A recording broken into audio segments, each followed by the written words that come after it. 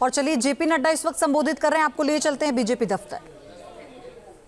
संविधान के नाम पर, जाति के नाम पर, धर्म के नाम पर, तुष्टीकरण के नाम पर बात करके वो अपना उल्लू सीधा करेंगे, वो सत्ता पर काबिज होंगे, वो सत्ता के नजदीक पहुंचेंगे, ये भ्रम पैदा हो गया था।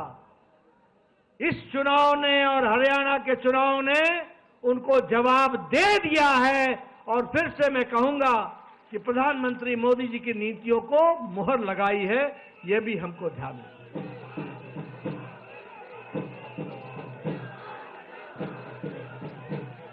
मैं यहां यह भी बताना चाहता हूं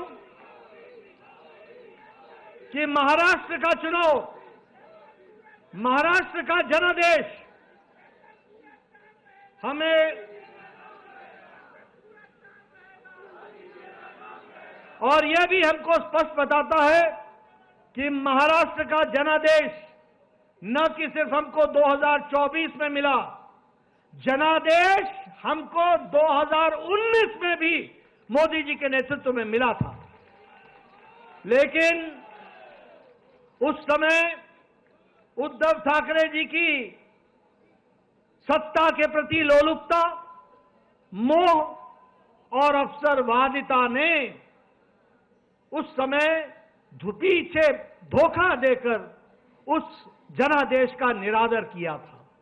और आज महाराष्ट्र की जनता ने फिर से आदर देकर के उनको धक्का दिखा करके यह संदेश दे दिया है कि जनता मोदी जी के साथ है, महायुति के साथ है, भारतीय जनता पार्टी शिवसेना के साथ है और हमारे एनसीपी के साथ है। मित्रों, आंकड़े ये भी बताते हैं कि अगाड़ी को, ये जो महाअगाड़ी थी, इसको भी संदेश दे दिया है।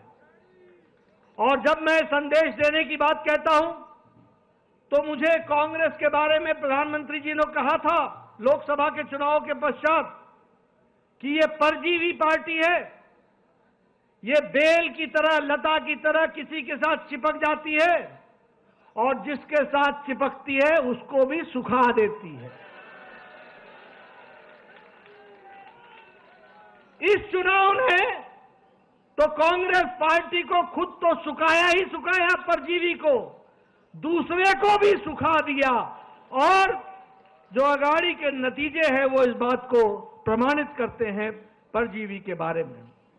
मैं यहां यह भी बताना चाहता हूं कि प्रधानमंत्री जी, आपके नेतृत्व में एक नया शब्द इजाद हुआ जिसे राजनीति में, जिसका उपयोग पिछले 70 साल नहीं हुआ था, क्योंकि 70 साल तक हम एंटी इनकम्बेंसी सुनते थे।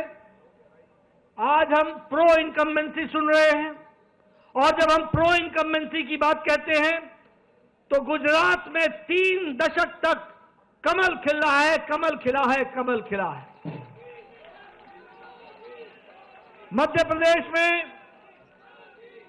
प्रदेश में 2 दशक से कमल खिल रहा है। और असम में, त्रिपुरा में, उत्तराखंड में, उत्तर प्रदेश में, गोवा में, यहां 2-2 टर्म, दूसरी टर्म भी भारतीय जनता पार्टी का और एनडीए का परचम लहरा रहा है। और महाराष्ट्र में भी इस बार रिकॉर्ड टूटा है, इसको भी हमको ध्यान में रखना चाहिए।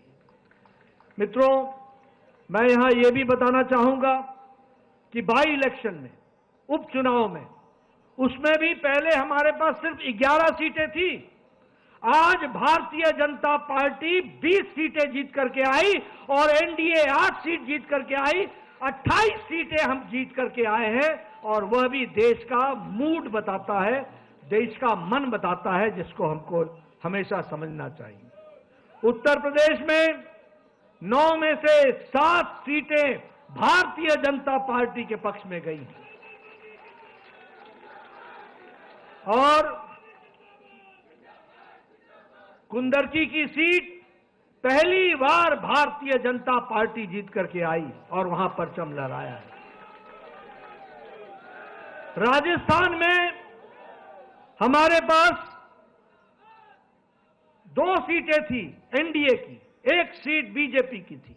आज राजस्थान में 7 में से 5 सीटें भारतीय जनता पार्टी के पक्ष में गई हैं। बिहार में नीतीश जी के नेतृत्व में वहां सरकार चल रही है, वहां 4 सीटों पर चुनाव हुआ और चारों की चारों सीटें एनडीए ने जीत ली। ये हमको ध्यान में रखना चाहिए, जिसमें से एक सीट हम पार्टी ने रिटेन की।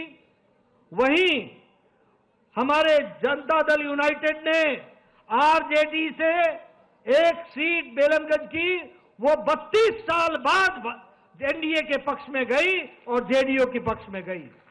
और उसी तरीके से हमारे शाहबाद इलाके में जो दोनों सीटें आरजेडी के कब्जे में थी, दोनों ही जगह कमल खिला और भारतीय जनता पार्टी की सीट। न्यूज नेशन अब व्हाट्सएप पर खबरों की ताजा अपडेट के लिए न्यूज नेशन के इस क्यूआर कोड को स्कैन करें